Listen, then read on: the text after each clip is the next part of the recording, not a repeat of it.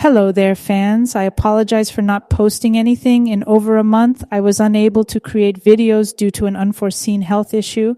I'm back and intend to resume posting once a week. Hope this story will be enjoyable for you. Your comments and suggestions are always welcome. Let's get started. This occurred during the 2008 recession. I was in desperate need of money. My bills continued to mount after I was laid off, and I was concerned about losing my home. I was willing to do anything to make ends meet. One day, as I was searching job openings online, I found an ad about a paid research study in my town. Based on the description, it looked like I qualified to participate. The total pay was up to $6,000 and the study lasted only 5 weeks. Figured it'd be a quick way to make some money. I dialed the number provided without hesitation. After a second ring, a woman named Julia answered. She was direct and to the point. Julia explained the research study briefly and arranged for us to meet in person so that I signed some paperwork to explain the participation requirements and give me a portion of the payment. The next day we met. The meeting was held on the other side of town. It was in a 2-story building that looked to be old on the outside. Surprisingly, the inside appeared to be newer. There were no indications as to which agencies might have offices there. But I wasn't too concerned with anything other than making money. Julia's office was on the 2nd floor. She was dressed in gray dress pants, a white blouse and a gray blazer. Her blonde hair was pulled back in a bun. The office was simple. There was a desk, 3 chairs, a small filing cabinet and a wall clock.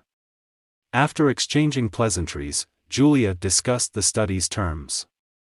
The goal, she explained, was to see if people could easily induce lucid dreams by will with the help of the medication being tested. Throughout the 5-week study, I will be required to take a specific pill before bedtime each night. Each night, I will perform certain tasks in my dreams. Then every morning I'll keep a dream journal in which I will record what I dreamt. Julia said the pill has not been approved for the public use, but if this study is successful it might get approved by the FDA. She warned that the pill has side effects. She said that I might experience headaches, persistent nightmares and daytime fatigue. I was so desperate to make money that the side effects she mentioned didn't appear like they would be a problem for me. Or so I thought. Julia was quiet for a moment before saying, "Just to warn you, a few participants died during the first study we did. We don't know if it was due to the medication." I considered what she said for a moment before telling her I will be fine. Overall, my health was excellent and I wasn't concerned.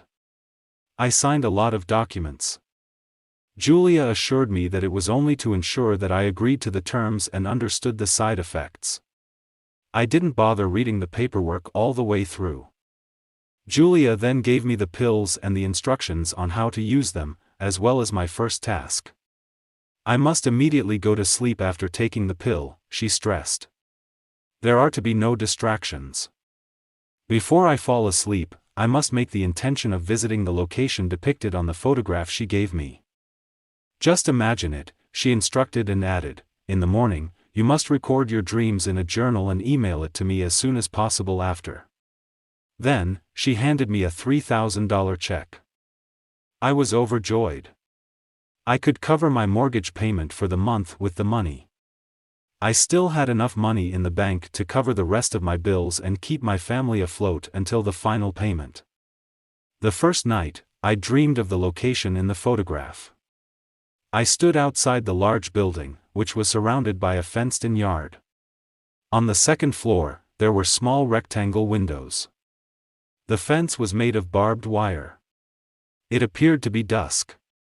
I realized I was having a dream. I awoke as soon as this occurred. For a few nights, I had the same dream. Then, one evening, I was finally able to enter the building. It was pitch black inside. Because I was lucid dreaming, I imagined lights inside, and they appeared immediately. I remembered the assignment was to go to the 2nd floor. There were stairs, but I decided to fly up for fun. I quickly found myself in a large empty room.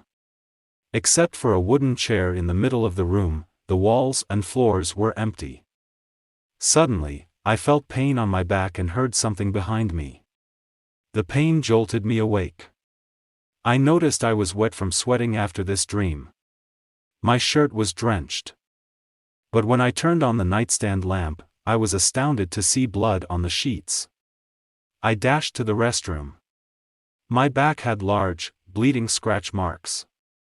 I stopped the bleeding with towels, put on some clothes, and drove myself to the walk-in clinic to be checked out. When I told the doctor and nurses that my cat had scratched me, they didn't believe me. Of course, I don't own a cat, but I had to lie. Upon returning home, I emailed Julia about the dream and went about my day. Later in the day she later responded, wanting more details about who scratched me in the dream, but I couldn't tell her because I didn't see. I was able to induce lucid dreams every night, but they were uneventful until the second week. One of the nights I was having the same lucid dream about the building from the photograph. However, this time I saw another person in my dream. It was a man. He looked scared and disheveled. I was perplexed as to how he got into my lucid dream. And as I struggled to comprehend, he literally flew towards me and drew me in close, screaming, "No." I noticed a dark being standing and roaring across the room out of the corner of my eye. I can only describe it as a monster from my worst nightmare. Then I awoke. Later, Julia told me about a demonic character who appears in some of the participants' dreams. Julia assured me that it was just my mind processing my own fears. Strange things began to happen to me in my waking life after that night. I heard strange noises, objects vanished around my house, and I heard a male voice but couldn't understand what it was saying. I assumed I was simply tired and kept reminding myself of the final payment I would receive at the conclusion of the study. Every night, the man I saw in my dreams appeared. He attempted to communicate with me, but his voice faded out, resulting in fragmented messages. His name was Steve. Regardless, I discovered that he used to participate in the study and died as a result of it, that the study is dangerous, and that he advised me to discontinue it. Every night, the monster would try to attack us both, but because we both prayed, I was able to wake up. Julia didn't believe the man or the monster were real, and she kept encouraging me to make the decision to get rid of them. However, the man in my dream, whose name was Steve, assured me that everything I was dreaming was true, and that the only way I wouldn't be harmed by the demonic being was if I stopped participating in the study. But I needed the money, so I didn't pay attention. Until one evening in the third week, when I saw the demon in my bedroom. I was wide awake and alone in the house.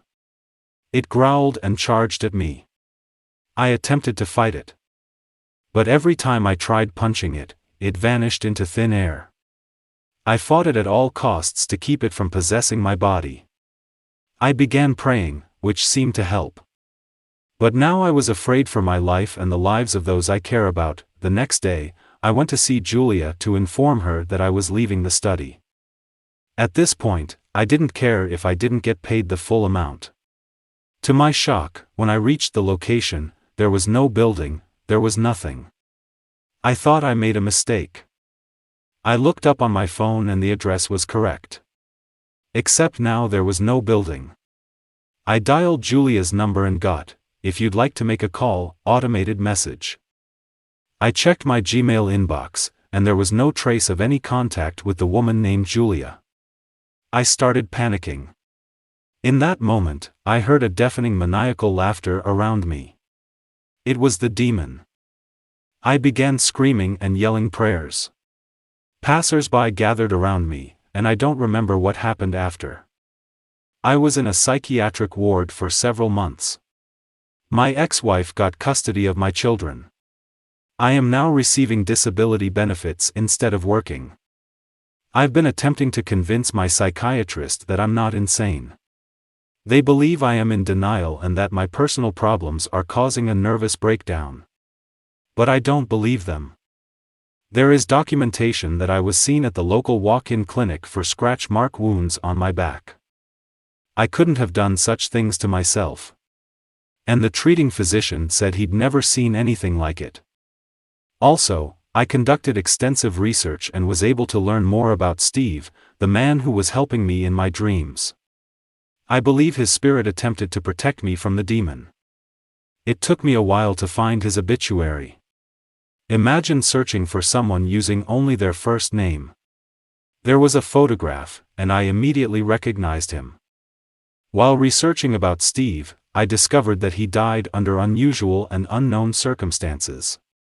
His death was not ruled homicide, but according to published reports, his body had deep scratch marks all over it, causing him to bleed to death. They suspected an animal attack, but autopsy results were inconclusive about which animal it was. But I know it's not an animal. I am still unable to prove anything about Julia. She appears to have vanished from the face of the earth. I assume the people who ran and paid for the study were a secret government agency involved in black ops projects. All I can say is, be cautious. Prior to participating in any studies, conduct thorough research. Also, take extra precautions during lucid dreams. Dreams are portals to other worlds. And some of them you don't want to go to. This concludes today's video. Did you like this story? Thank you for your time. Please hit the like button and subscribe. Thank you.